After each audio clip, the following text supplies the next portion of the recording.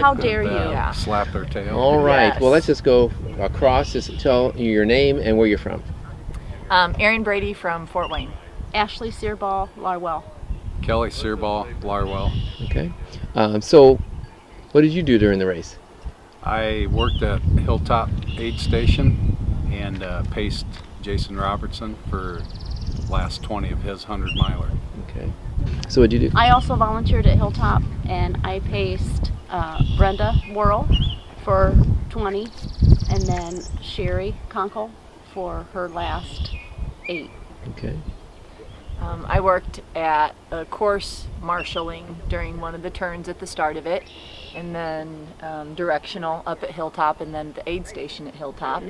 I was privileged enough to be a Kubota rider for a little bit of it, and then I paced Jared Newhart for 20 miles on his third loop, and then Jen Jordan for her last loop. So 20 miles on her last loop. Have you all run some event here, the race? Yes. So what have you done? I ran the 50-miler the first year, and then I ran the 100-miler the second year, and then I paced Barry Adams the next year, and then I paced Ashley Searbaugh the year after, and then I paced this year. Okay. I ran the 50 the second year, and then ran the 50 the third year. That was his first 50. We ran it together. We came in together. And then I ran the 100 last year. Okay. And I ran the 50 2 years ago and the 100 last year. Okay. So we don't have any baby ultra runners. You've got a little bit of experience under your belts. Well, we're whiners. Well, that may be. But- That may be. But not babies. But not babies. Not babies. You're a runner. Shouldn't you just run every year? Why'd you do what you did this year? Because of the enjoyment of seeing other people Yeah, finish. helping And them not out. even just the finish, just seeing like at the Hilltop coming in each time and helping them, just Yeah. getting their food and their nutrition and encouraging them. Yeah. That's a lot of that's more joy almost than doing it yourself. Doesn't hurt as Bringing much. people in. Yeah, for sure. I just remember when I did the 100, I just would come into a schoolhouse and you felt like a celebrity. Is that everyone would just give you the royal treatment, and you walked out of there with just, a huge elevated feeling that stuck with you, and you'd look forward to it each loop Yeah. of knowing that, and just the encouragement, and just a great race that's right in our backyard. Yeah. Yeah. And being running some of these distances that we have, you have an understanding what the runners, need when they come into aid stations, and it's just nice to be able to kind of have a concept of what they're going to need and kind of be there for them and help them get in and out as quick as possible.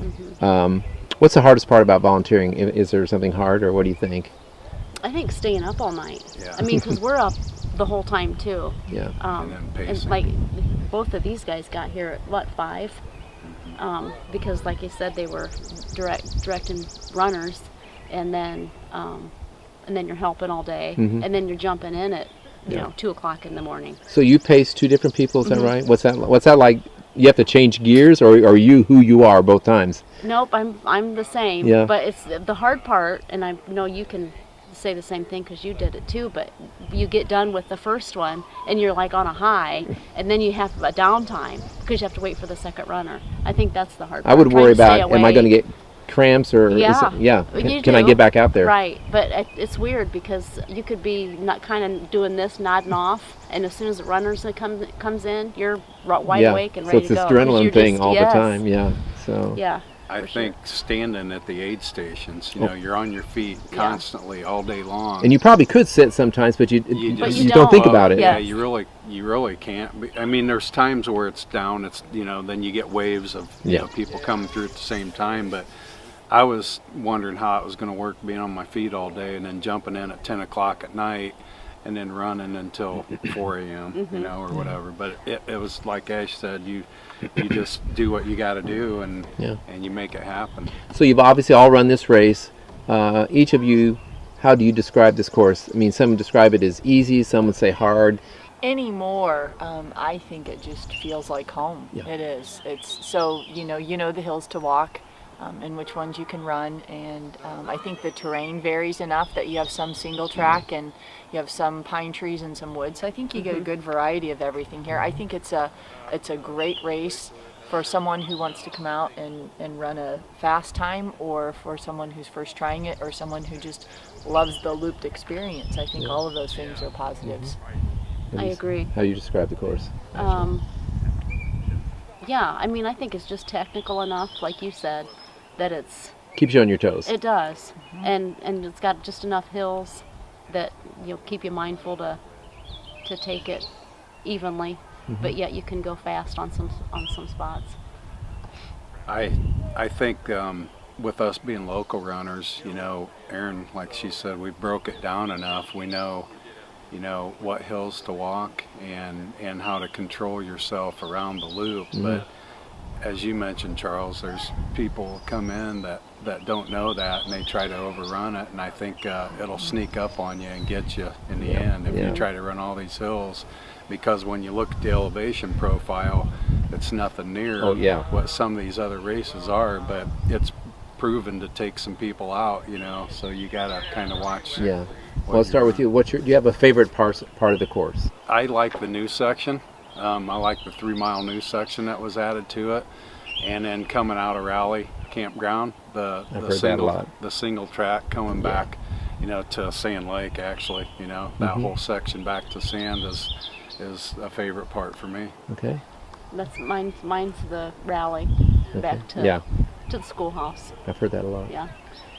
I like it's right before schoolhouse, and you're down, and it's on a always sunny little flat trail right around the water, and it just always feels like it's the most beautiful sunshiny spot. And I don't know. Is that the cabins? No. Oh, I like below the cabins. Yeah, Below I like the cabins, the below the I like cabins. below the cabins as well. Yeah. If anybody's thinking about this race, I think you kind of already alluded to all of it. But what would you tell them if someone's thinking about this race? Why should they do it? Because of it's just with the lakes being around here, it's a beautiful part of northern Indiana. I think it's one of the best parks we got, in my opinion. And if you can come up and do training runs and get to know the course, that's going to help you immensely during race. The volunteers. Yeah. And the camaraderie. And the Yeah. camaraderie. It's family. I mean, It really is family. The training part, when we get a new person coming in, it's like, yay, we got somebody else to Bring it into Hug come Harbor. in. Let's go. It is, and I think that's what draws a lot of people in too, is just the effort that we put into new people coming in and helping them getting to know the course and getting to know them. Yeah. All right. Yeah. Great.